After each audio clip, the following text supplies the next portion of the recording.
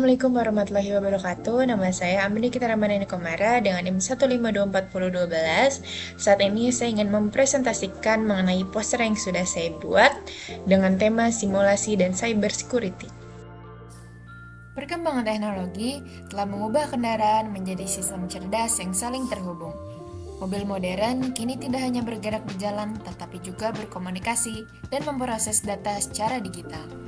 Kendaraan modern merupakan sistem cyber fisik yang kompleks, terdiri dari banyak ECO, jaringan komunikasi internal, serta koneksi eksternal seperti V2X dan Internet of Things.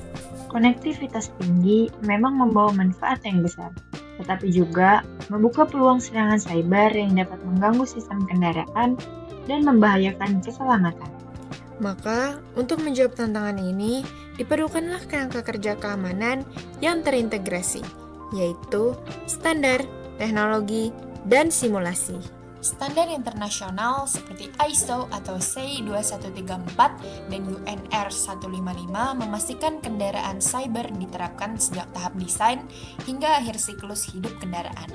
Teknologi keamanan memanfaatkan AI dan machine learning untuk mendeteksi ancaman, didukung dengan sistem intrusion detection, serta teknologi blockchain untuk menjaga keaslian data dan pembaruan sistem.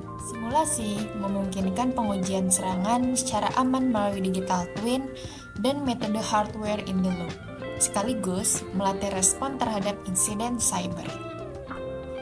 Setelah memahami standar, teknologi, dan simulasi, langkah berikutnya adalah merumuskan rekomendasi strategis yang terintegrasi. Rekomendasi pertama adalah security by design, artinya keamanan cyber harus menjadi bagian inti dari arsitektur sistem kendaraan sejak tahap perancangan awal, bukan ditambahkan setelah sistem selesai dibangun. Pendekatan ini mampu menekan resiko kerentanan sejak sumbernya. Rekomendasi kedua adalah life cycle security. Kendaraan modern memiliki umur pakai yang panjang dan terus menerima pembaruan perangkat lunak. Oleh karena itu, keamanan harus dikelola secara berkelanjutan sepanjang siklus hidup kendaraan, mulai dari produksi, distribusi, operasi, hingga purna jual. Rekomendasi ketiga adalah kolaborasi ekosistem. Keamanan cyber tidak dapat dibangun secara individual. Produsen kendaraan, pemasok komponen, pengembang perangkat lunak, serta regulator perlu bekerja sama dan berbagi intelijen ancaman untuk membangun sistem pertahanan yang kolektif. Rekomendasi terakhir adalah investasi pada simulasi. Simulasi memungkinkan pengujian berbagai skenario serangan, pelatihan sumber daya manusia, serta evaluasi kesiapan sistem secara aman dan efisien sebelum kendaraan beroperasi di dunia nyata.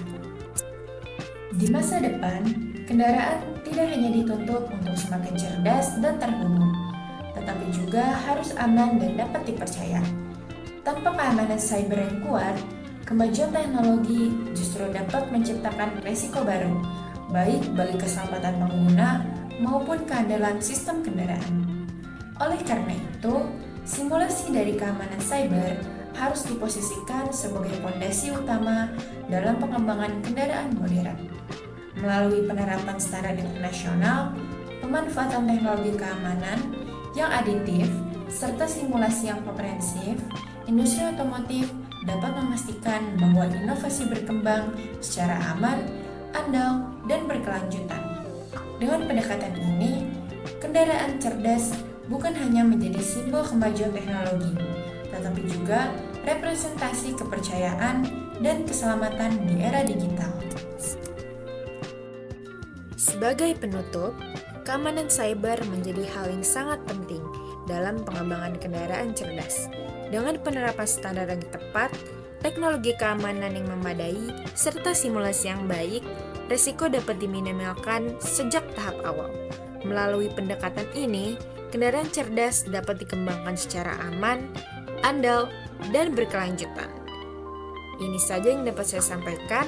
Wassalamualaikum warahmatullahi wabarakatuh.